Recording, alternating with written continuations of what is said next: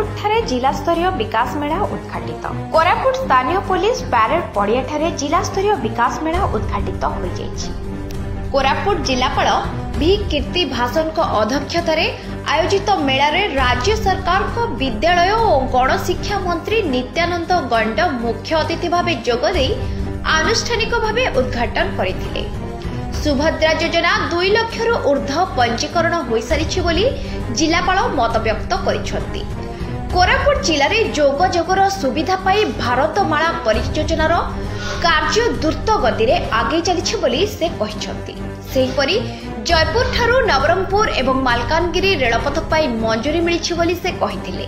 स्वच्छ और विकसित कोरापुट जिला गठन पाई समस्तंकर सहयोग कामना करथिले।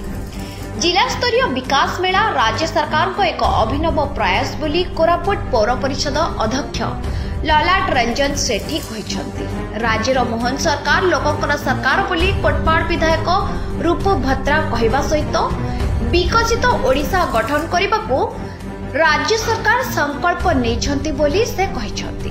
डबल इंजिन सरकार रे डबल बेनिफिट मिलिबो बोली कोरापुट विधायक रघुराम माछ कहिसेंती। सरकार गठनर बहु कम समय मध्यरे जगन्नाथ मंदिरर 4 द्वार खोलिथिले।